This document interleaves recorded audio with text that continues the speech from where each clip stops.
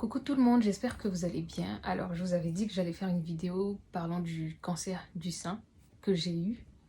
Du coup, je vais vous raconter mon expérience parce que j'ai eu beaucoup de questions et il y a beaucoup de questions qui sont revenues. Du coup, je me suis dit, pourquoi pas en parler. J'ai dit, j'étais plus en paix avec moi-même pour vous en parler. Voilà, donc maintenant, je pense que je suis prête. Et je vais vous dire tout du début jusqu'à maintenant. Du coup, il y aura plusieurs étapes. Alors, donc, j'étais une jeune fille comme toutes les jeunes filles et tout. Et je vivais ma best life, j'étais étudiante à cette époque. Et on va aller droit au but, j'ai des moments où j'ai commencé à avoir mal au dos, en fait. Du coup, j'étais là, j'avais mal au dos, je disais à ma soeur, j'ai mal au dos, je sais pas ce que j'ai. J'ai dit, ça va passer comme tout le monde. Et donc, ça passait, bien évidemment. Et il y a des fois où ça mettait assez de temps quand même avant de passer. Et c'est là que je me suis rendu compte, j'ai dit, mais c'est bizarre en fait, pourquoi j'ai mal au dos comme ça et tout. Et une fois, j'ai eu mal et j'étais couchée. J'arrivais pas à bouger du tout. Et du coup, j'appelle le SAMU, que je parte à l'hôpital, parce que je pouvais même pas me déplacer en ce moment, j'avais pas de voiture. Je pouvais pas me lever et aller prendre le bus en fait, pour aller à l'hôpital, parce que l'hôpital, c'est pas loin de chez moi, ça a 15 minutes en bus. Et du coup, j'appelle le SAMU, j'attends. Le SAMU vient pas. Qu'est-ce que je fais? J'appelle mon frère, il vient me chercher. On va à l'hôpital de ma ville et j'arrive à l'hôpital. Et je vois le médecin qui me demande, vu que j'avais 23 ans en même temps, et la première question c'était vous n'êtes pas enceinte? Et j'ai dit non, vous prenez la pilule. J'ai jamais pris de pilule de ma vie, sauf les pilules du lendemain, mais je ne prenais pas de pilule régulière comme d'autres font. Et j'ai dit non, je prends pas de pilule et tout. Elle m'a dit ok. Elle a appelé son collègue. Du coup, le collègue, il est venu. Tout ça pour un mal de dos. Hein. J'ai dit, j'ai mal au dos et tout. Il me dit, ouais, vous n'êtes pas enceinte, vous êtes sûre que vous n'êtes pas enceinte? J'ai dit, ouais, vous abusez sur le fait que je sois enceinte, je suis pas enceinte. Et donc, ils m'ont dit, ok, tu vas voir le gynéco. Tout ça s'est passé la même nuit. C'était quoi? Il était 21h, 22h. Je suis arrivée à l'hôpital à 21h et je suis restée jusqu'à 23h minuit. Et donc, je vois le gynéco qui me fait, ouais, vous êtes sûre que vous n'êtes pas enceinte? J'ai dit non, je suis pas enceinte, ça fait plusieurs fois que vous me posez la question, votre collègue m'a posé la question, un autre de vos collègues m'a déjà demandé si j'étais enceinte, j'ai dit non, et là ça commence à faire trop, non? Il me dit ouais, mais à cet âge-là, avoir mal au dos, enfin, vous êtes dans l'âge de tomber enceinte et tout, c'est les premières questions qu'on va vous demander. J'ai dit ok. Du coup, il m'a dit de me déshabiller et tout pour m'examiner. Il m'examine et il me touche. Et là, il me dit, ouais, vous avez consulté un gynéco quand? C'était quand la dernière fois que vous avez consulté un gynécologue? J'ai dit, je sais pas du tout, ça peut faire 3 ans. Il m'a dit, ah, ok. Donc, il m'a examiné et il m'a demandé de faire des examens par la suite. Il m'a dit, vous allez faire une mammographie et ensuite, vous verrez avec les résultats. Il m'a examiné au niveau du sein. J'avais juste mal au dos, hein, et j'ai vu un gynéco. Du coup, il m'a examiné au niveau du sein. Et je suis rentrée chez moi. Et quand je suis rentrée chez moi, déjà, j'appelle ma soeur dans le bus. Je lui dis, ouais, j'étais à l'hôpital. Le médecin m'a dit ci, il m'a dit ça. Du coup, elle commence à me poser des questions bizarres. J'ai dit, ouais, ça va, j'ai juste mal au dos, on va pas s'enflammer et tout. Elle m'a dit, ouais, mais c'est pas des trucs que je dois prendre à la légère, bref. J'ai dit, ok. Du coup, la semaine qui a suivi, j'ai pris rendez-vous pour une mammo. Et donc, j'ai fait la mammo. Et quand j'ai fait la mammo, pendant la mammo, le médecin, c'était une femme, elle me demandait s'il y avait des antécédents de cancer dans ma famille. J'ai dit non, à ce que je sache, non. Ou je sais pas du tout. Après, il y a nos parents au village qui seront morts. On ne sait pas de quoi ils seront morts. Donc, j'ai dit non, je sais pas. Et elle m'a dit ok, du coup on va attendre les résultats. Déjà ces questions étaient déjà bizarres. J'ai dit tu me poses pas une question comme ça quand tu n'as pas de résultats. Mais je restais confiante quand même, j'ai dit j'ai juste mal au dos quoi. On va pas aller dans un cancer du sein, le dos c'est derrière, le sein c'est devant. Enfin bref, j'ai eu les résultats. Et quand j'ai eu les résultats, elle m'a demandé de faire une biopsie en fait. Parce que la mammo, c'était pas très sûr. Pour en être sûr, il faut faire une biopsie. Du coup, c'est-à-dire mon dos faisait plus partie de l'histoire. On a complètement oublié mon dos. J'arrive, je prends rendez-vous pour la biopsie, patati patata, on fait la biopsie et on me fait le prélèvement. Et j'ai attendu 2 semaines pour le résultat. Pendant ces 2 semaines, moi, je suis partie en vacances. J'ai kiffé ma belle stage parce que je me suis dit, enfin... Parce que là, je commençais à m'en douter un tout petit peu, on va pas se mentir, mais j'avais un peu envie d'y croire. Genre, qu'il n'y avait rien et tout. Du coup, je fais la biopsie, j'attends 2 semaines. Et quand les résultats, ils sortent, je dis à ma soeur, voilà, les résultats. Et il y a ma tante à qui je montre les résultats qui me propose un hôpital où je dois aller. Du coup, je vais à cet hôpital-là, je donne mes résultats. Une fois de plus, ils voient mes résultats, ils me regardent, ils me disent « T'as quel âge ?» J'ai dit « J'ai 23 ans. » Ils disent « Ouh, ok, on va refaire une biopsie. » Il faut savoir que la biopsie de la fois passée, elle n'a pas encore cicatrisé. Du coup, on me repique dans le même sein qui est pas cicatrisé. Du coup, j'ai encore une deuxième. Et le médecin qui me fait la biopsie, faut dire que là, franchement, j'étais au bout de ma vie. Je me disais, c'était ça quoi, on va pas se mentir, c'était ça. Et je fais la biopsie. Le mec qui me faisait la biopsie, je sais même pas si j'avais mal ou pas parce que j'avais même plus ma tête là. J'étais déjà en train de penser que j'allais mourir en fait. Et moi je suis tac tac tac. J'étais en train de penser que j'allais mourir. Et du coup, il me fait la biopsie, il me dit vous avez mal. Je sais même pas, enfin, c'est après, c'est lui qui m'a dit, qui m'avait posé des questions que j'avais pas répondu. Moi, j'étais en mode, faites ce que vous voulez, en fait, tant que vous trouvez ce qu'il y a, qu'on me soigne vite fait et on en finisse. Il me fait la biopsie et comme par hasard, j'ai les résultats le jour J. Là, les résultats, c'était ça, quoi. C'était un cancer du sein. Et encore, il me demande, malgré les résultats, en fait, les gars, ils étaient pas sûrs, en fait. Ils disaient, ouais, j'ai 23 ans, je suis trop jeune. On n'a jamais eu des cas comme ça à cet âge-là, un cancer du sein. Enfin, il y a des cancers chez les jeunes, mais un cancer du sein, c'est pas avant 25 ans ou avant 30 ans, 35 ans. Mais là, il a 23 ans et tout. Moi, j'entendais dans les coulisses et tout. J'ai dit, ouais, si c'est ça, qu'on en finisse. Et ma première question, c'était, qu'est-ce qui va se passer en fait? Qu'est-ce qui va se passer? Et on a commencé à voir les médecins. Déjà, on a vu l'oncologue, qui est toujours mon oncologue aujourd'hui. Et on a commencé à lui poser des questions. Il y avait ma tante et ma soeur. Je dis beaucoup ma tante et ma soeur parce qu'en fait, j'ai perdu mes parents. Bref, ça, c'est pas le sujet du jour. Du coup, c'est ma tante et ma soeur qui étaient plus ou moins là.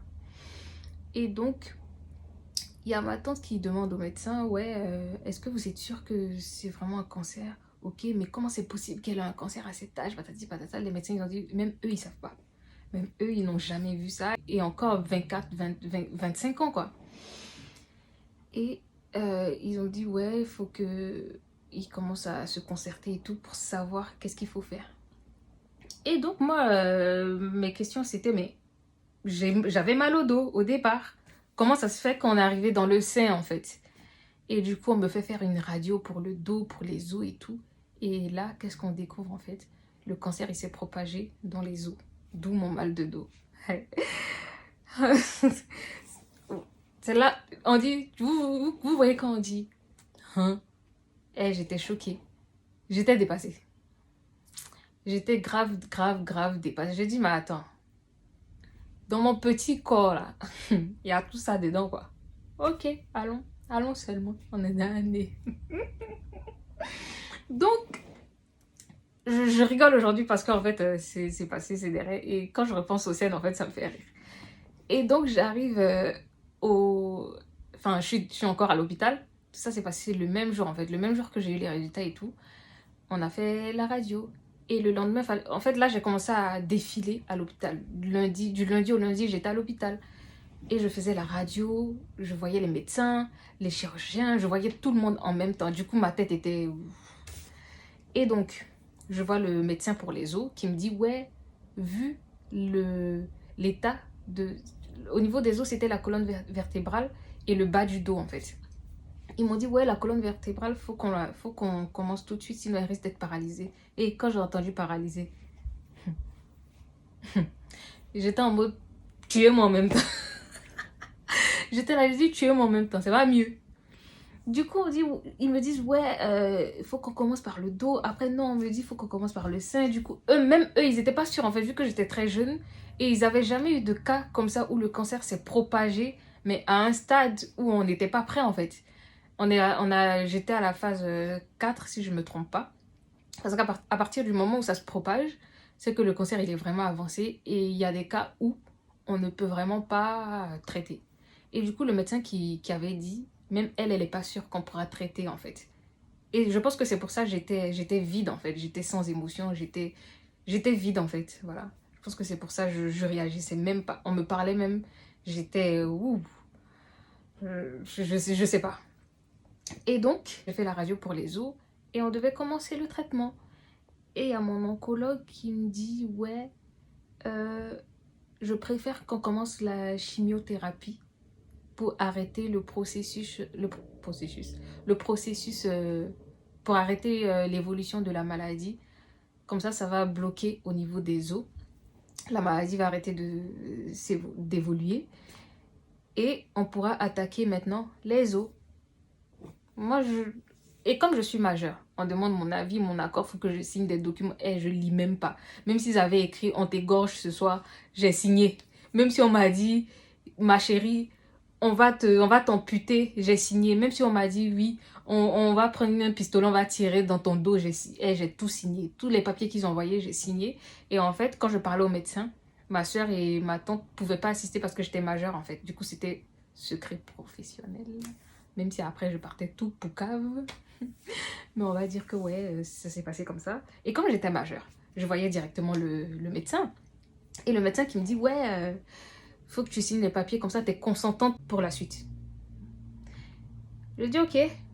Même si je suis pas consentante, on fait quoi? Elle dit, ça sera ton choix. Tu auras décidé de ne pas suivre de traitement et il va t'arriver ce qui doit t'arriver. J'ai dit, ah, ok. De toute façon, j'ai signé. Et on a commencé par la chimio.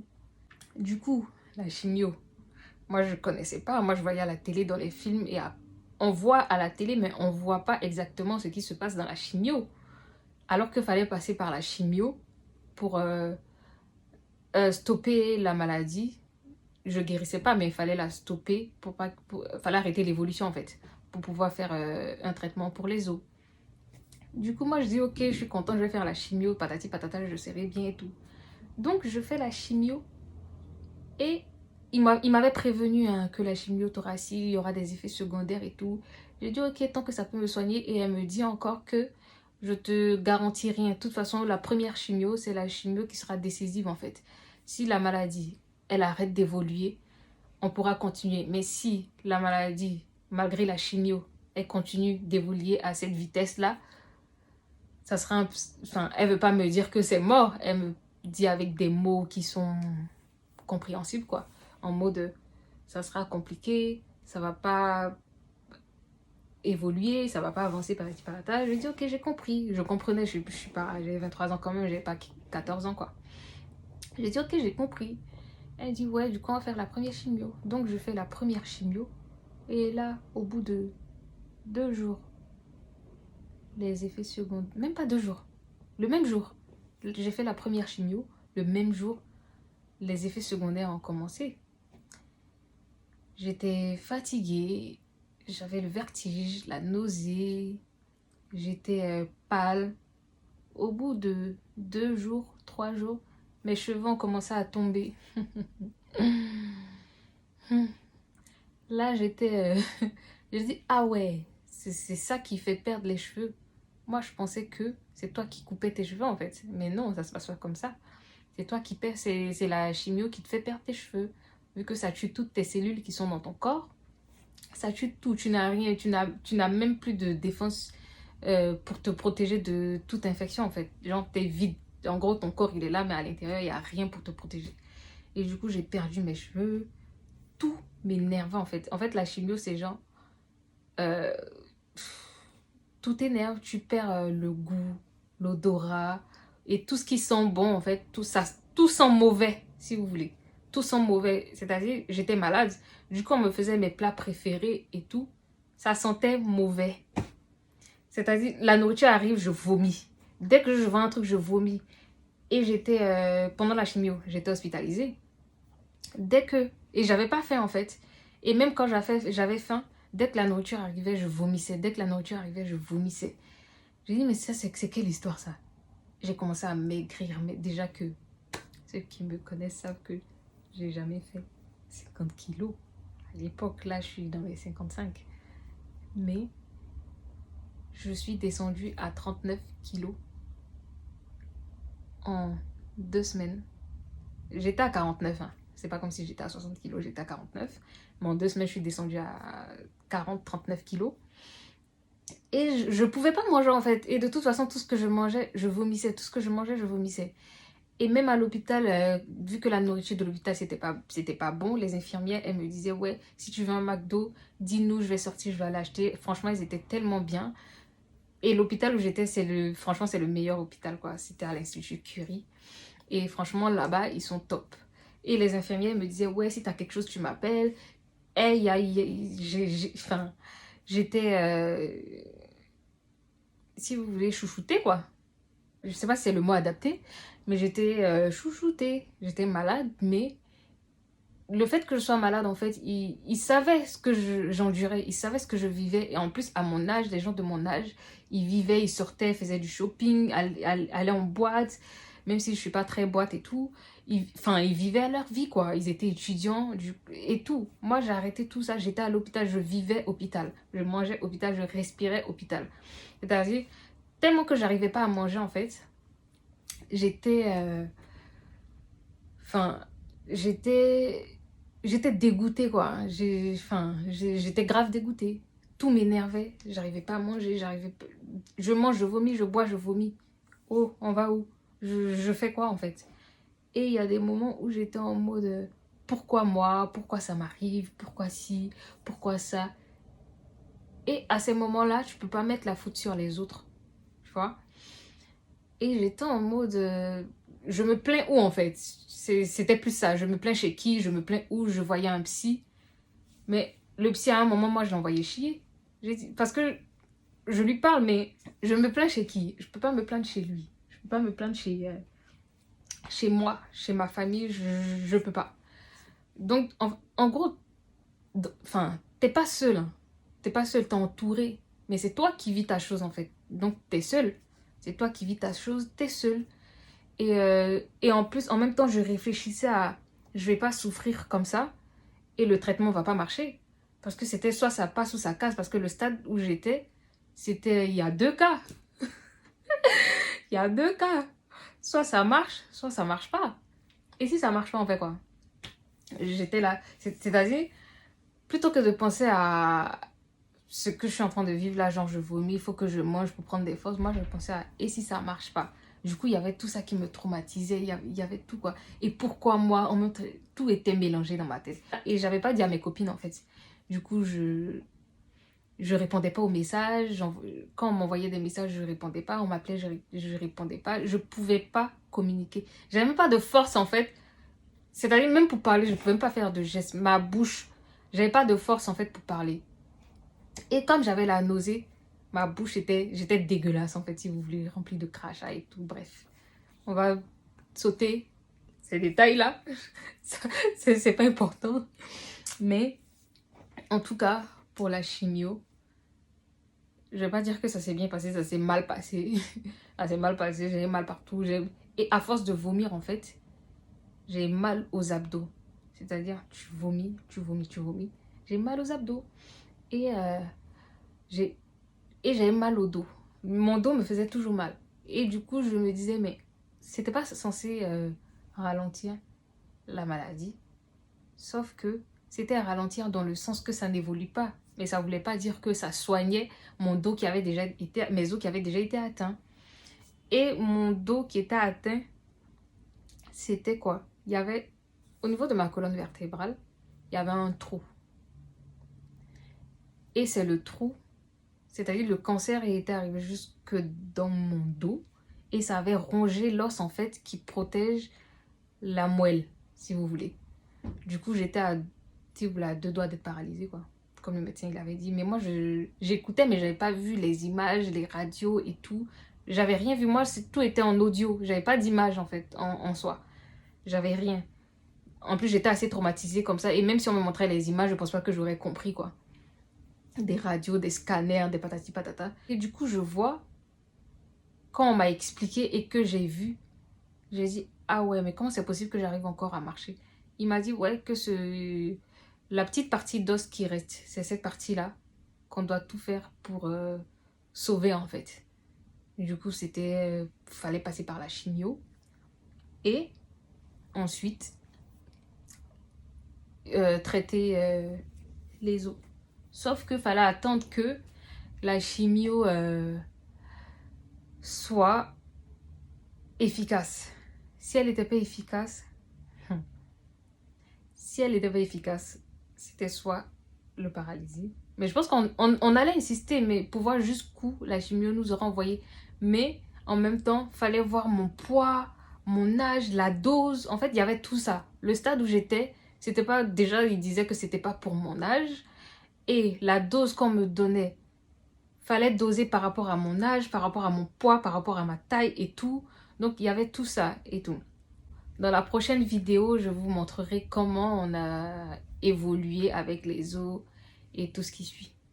Voilà! N'hésitez pas si vous avez des questions ou si j'ai oublié des trucs. Dites-moi dans les commentaires. Merci, bisous!